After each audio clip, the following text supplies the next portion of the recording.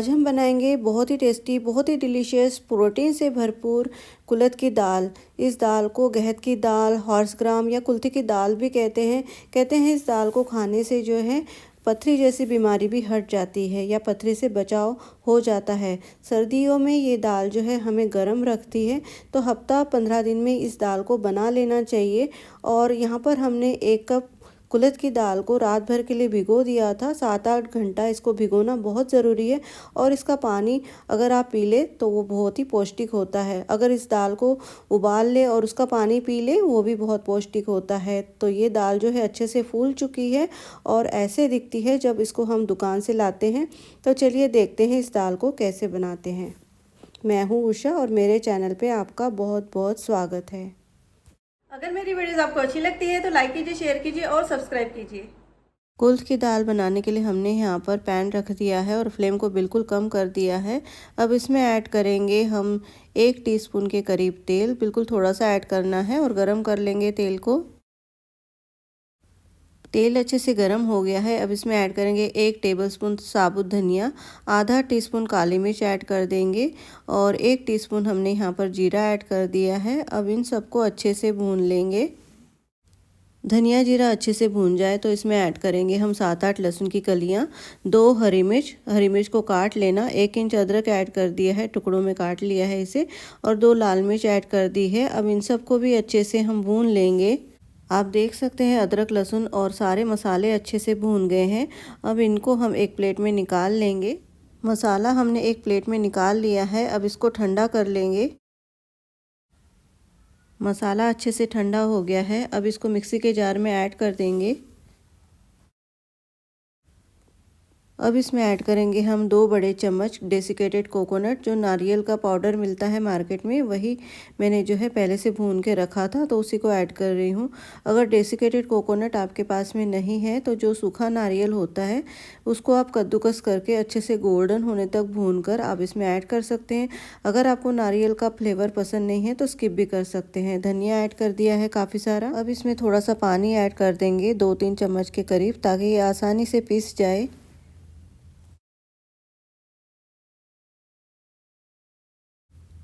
अब ढक्कन लगा देंगे और इसको दरदरा सा पीस लेंगे।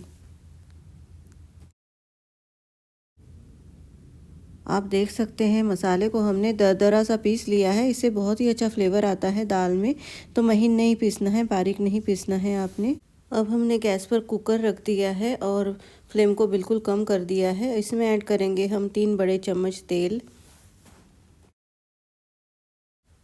तेल अच्छे से गर्म हो गया है। अब इसमें ऐड कर देंगे हम 1 छोटा चम्मच जीरा, 1 छोटा चम्मच सरसों ऐड कर देंगे और साथ ही ऐड कर देंगे अच्छे से फ्लेवर के लिए 1 तेज़पत्ता और 1 इंच के करीब दालचीनी ऐड कर देंगे और इन सबको अच्छे से मिला लेंगे।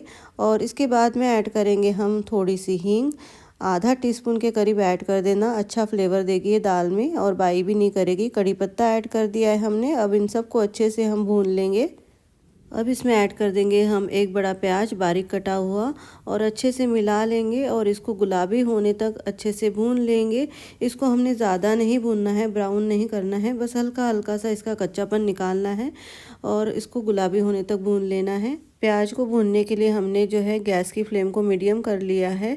अब प्याज जो है गुलाबी हो गया है। अब इसमें ऐड कर देंगे हम मसाला जो कि हमने बनाया है इस दाल के लिए स्पेशल। ऐड कर देंगे इसको हम अच्छे से, मसाले को अच्छे से मिला लेंगे।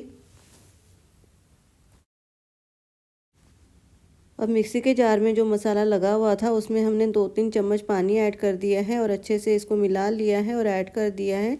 अच्छे से मिला लेंगे मसाले को और भून लेंगे। आप देख सकते हैं मसाला जो है अच्छे से भून गया है और साइड से तेल भी छूट गया है। जितना हम मसाला अच्छे से भूनेंगे उतना ही अच्छा फ्लेवर आएगा दाल में। अब यहाँ पर हमने 2 छोटे टमाटर को कद्दूकस करके ऐड कर दिया है और 1 छोटे टमाटर को हमने पीसेस में काट लिया है, टुकड़ों में काट लिया है, अच्छे से मिला लिया है। अब इसमें कुछ पाउडर मसाले ऐड कर देंगे। आधा छोटा चम्मच हल्दी ऐड कर देंगे, 1 बड़ा चम्मच Kashmiri red chilli powder add कर देंगे अच्छे से कलर के लिए, और 1 बड़ा चम्मच हमने यहाँ पर धनिया पाउडर ऐड कर दिया है और 1 चम्मच हमने यहाँ पर गरम मसाला ऐड कर दिया है और यहाँ पर नमक ऐड कर दिया है स्वाद के अनुसार। और इन सबको अच्छे से मिला लेंगे और तेल छूटने तक इसको हम पका लेंगे अच्छे से। आप देख सकते हैं सभी मसाले और टमाटर अच्छे से पक गए हैं और साइड से तेल भी छूट गया है। अच्छे से मिला लेंगे इसको और इसके बाद में इसमें ऐड करेंगे कुल्थ की दाल और दाल को भी हम अच्छे से मिला लेंगे सभी मसालों के साथ में और इसको एक आध मिनट अच्छे से भून लेंगे। इससे बहुत ही अच्छा फ्लेवर आएगा हमारी दाल का। अगर वीडियो पसंद आ रहा है तो लाइक, शेयर और सब्सक्राइब ज़रूर कीजिएगा। बेल आइकन को ज़रूर प्रेस करिएगा ताकि मेरे आने वाले वीडियो की नोटिफिकेशन आपको सबसे पहले मिले। आप देख सकते हैं दाल अच्छे से भून गई है। अब इसमें ऐड करेंगे हम पानी। यहाँ पर हम 2 बड़े गिलास पानी ऐड करेंगे। अगर आपको थोड़ी पतली दाल चाहिए तो आधा सा गिलास आप और ऐड कर सकते हैं। अब पानी को अच्छे से मिला लेंगे दाल में और एक अच्छा सा उबाल ले आएंगे दाल में। आप देख सकते हैं दाल में एक अच्छा सा उबाल आ गया है। अब अच्छे से मिला लेंगे दाल को। कुल्थ की दाल की एक खासियत है, अगर इसमें हम 10-12 भी सीटियाँ इसमें लगा लें तब भी ये दाल जो है मैश नहीं होगी। ऐसी ही हमें खिली खिली और खड़ी खड़ी दाल मिलेगी।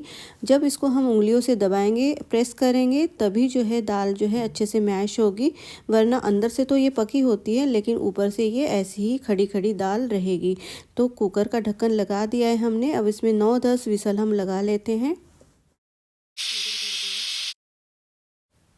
कुकर में हमने 9 विसल लगा ली है। अब कुकर का प्रेशर रिलीज़ कर लेते हैं। कुकर को ठंडा कर लेते हैं। कुकर का प्रेशर रिलीज़ हो गया है। अब इसका ढक्कन खोल लेंगे और आप देख सकते हैं हमारी कुल्थ की दाल बिल्कुल तैयार है।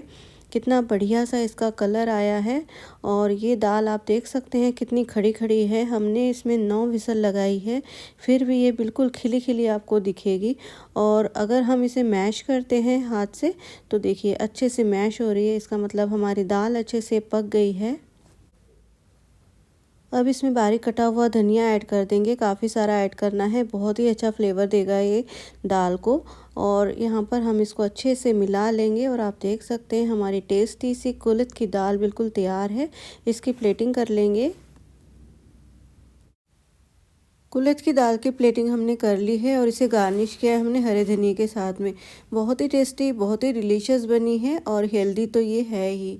इसे आप रोटी के साथ में या गर्मा गर्म चावल के साथ में एंजॉय कर सकते हैं।